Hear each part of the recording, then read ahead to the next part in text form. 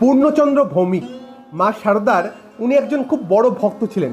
তো একবার উনি মায়ের কাছে এসেছেন, মায়ের বাড়িতে জয়রামবাটিতে। খুব দূর থেকে এসেছেন, ওই ময়মনসিংহ জেলাতে থাকতেন তিনি, মানে বাংলাদেশে এখন যেটি, তখন তো একসাথেই ছিল। কিন্তু এত দূর থেকে সেই সময় জয়রামবাটি আসা ময়মনসিংহ থেকে চারটিখানি কথা নয়। তখনকার ট্রান্সপোর্ট ব্যবস্থা তো এখনকার মতন এত সুবিধাযুক্ত ছিল না। আর তখন ছিল বৈশাখ মাস, মানে রোদ গায়ে দেওয়া যাচ্ছে না, পুড়ে যাচ্ছে সব। তো এই রোদে, এই গরমে তখন মাইলের পর মাইল পায়ে হাঁটা আমরা ভাবতেও পারবো না। তো ওই কষ্ট করে অত দূর থেকে তিনি এলেন জয়রামবাটিতে মায়ের কাছে।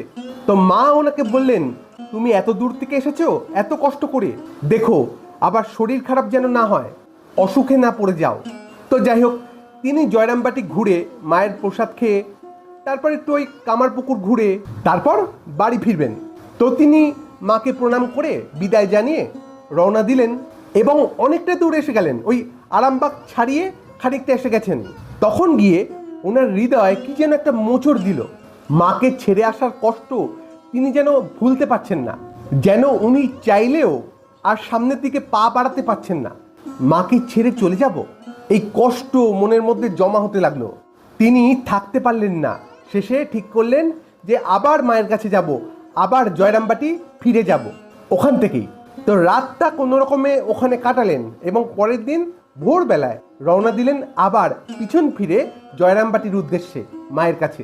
তো পায়ে হেঁটে এতটা পথ পেরিয়ে ওই রোদের মধ্যে তিনি পৌঁছলেন মায়ের কাছে ওই দুপুর তখন 1টা বাজে। খুব কষ্ট হয়েছে পথে, তার আগে এতটা তিনি জার্নি করে এসেছেন অত দূর থেকে, আবার ফিরে গেছেন আরামবাগ পর্যন্ত, তারপর আবার ফিরে এসেছেন জয়রামবাটিতে মায়ের বাড়িতে ওই রোদে। খুব কষ্ট হয়েছে ওনার।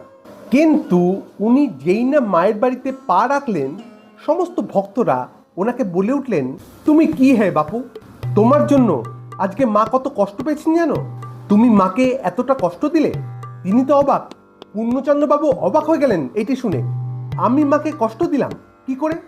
তখন সব ভক্তরা বলছেন, মা ঠিক জানেন তুমি যে ফিরে আসছো। মা সর্বক্ষণ আমাদের সবাইকে বলতে লাগলেন, দেখো বেচারা রোদে পুড়তে পুড়তে আসছে, ওর শরীর পুড়ে যাচ্ছে এই রোদে, এই গরমে কি কষ্টই না ও পাচ্ছে। মা স্থির হয়ে থাকতে পারছেন না, ছটপট করছিলেন শুধু তোমার জন্য, তুমি অত কষ্টে আসছো বলে। এই শুনে পূর্ণচন্দ্রবাবুর দু চোখ বেয়ে শুধু অশ্রু ধারা বেয়ে চলেছে। তিনি কাঁদছেন, মা আমার জন্য এতটা কষ্ট পেয়েছেন। মায়ের কি স্নেহ, কি করুণা, কি ভালোবাসা। একদিকে ভক্ত কষ্ট পাচ্ছেন, আরেকদিকে ভগবানও একইভাবে কষ্ট পাচ্ছেন, বা হয়তো তার থেকেও বেশি কষ্ট। ভক্তরা আরো বলছেন যে মা সর্বক্ষণ বলছেন, কখন আসবে আমার পূর্ণ, কখন আসবে ও, ওকে একটু দেখবো, এত কষ্ট করে আসছে, ওকে একটু দেখবো। ওদিকে পূর্ণবাবু ছটপট করছেন, এদিকে মা ছটপট করছেন। কি অপূর্ব দৃশ্য, কি অদ্ভুত যোগাযোগ ভক্তের সাথে ভগবানের। যাই হোক, তারপর সবাই মিলে পূর্ণবাবুকে সাথে সাথে ধরে বসালেন, বাতাস করলেন, খেতে দিলেন। তারপর মায়ের সাথে অনেক কথা হলো, মা ওনার গায়ে হাত বুলিয়ে দিলেন এবং মায়ের স্পর্শে যেন মনটা ভরে গেল, শান্তির সাগরে যেন মনটা ডুব দিল। এত আরাম এর আগে পূর্ণবাবু কোনোদিন পাননি। তো যাই হোক, সারাদিন আনন্দের সাথে কাটিয়ে মাকে উনি আগেই বলে রেখেছিলেন যে মা আমি ভোর রাতেই রওনা দেব। তো সেই মতন তিনি ভোর 3টের সময় উঠে পড়লেন এবং ভাবলেন এখন তো প্রায় রাত, এখন আর মাকে জ্বালাতন করব না, মাকে ডাকবো না, আমি এমনি বেরিয়ে যাই, মা তো জানতেই পারবেন, মাকে তো বলেইছি আমি বেরোবো ভোরে।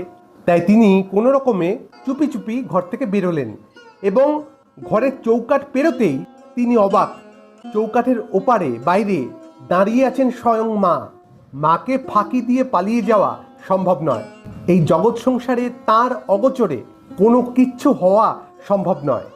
তিনি মাকে দেখার সাথে সাথেই মায়ের পায়ে লুটিয়ে পড়লেন এবং মাকে প্রণাম করে মায়ের ধুলো মাথায় নিয়ে তিনি রওনা দিলেন বাড়ির উদ্দেশ্যে।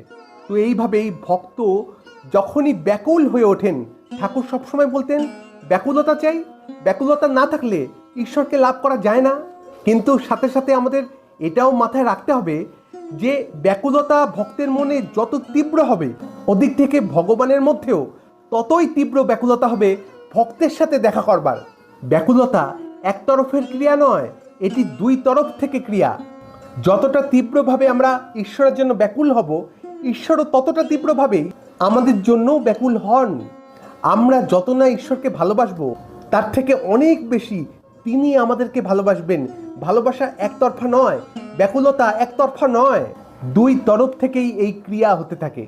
আমরা যত তীব্রতার সাথে তাকে দেখতে চাই, তাকে লাভ করতে চাই, আমরা যত দ্রুত তার দিকে এগিয়ে যাব, তিনি তত দ্রুতই আমাদের কাছে চলে আসবেন। এই গতি উভয়মুখী, একমুখী ক্রিয়া নয়, একমুখী গতি নয়। এই গতি দুই তরফ থেকে, আমিও এগোচ্ছি, ঈশ্বরও এগোচ্ছেন। কারণ তিনি না এগোলে আমরা যে তার কাছে পৌঁছতেই পারবো না। কিন্তু তিনি যে এগোবেন, তার আগে আমাকে এগোতে হবে, আমাকে এক পা বাড়াতে হবে, তবেই ঈশ্বর 10 পা এগোবেন। কিন্তু সূচনা আমাকেই করতে হবে। সমাপ্তি করার জন্য ঈশ্বর আছেন, তিনি আছেন, ওটি নিয়ে আমাদের ভাবতে হবে না। আমাদের শুধু আরম্ভ করতে হয়, শেষ তিনি করবেন। আজ এই পর্যন্তই, আবার দেখা হবে অন্য কোনো আলোচনায়। ভালো থাকবেন, সুস্থ থাকবেন। ধন্যবাদ। জয় মা।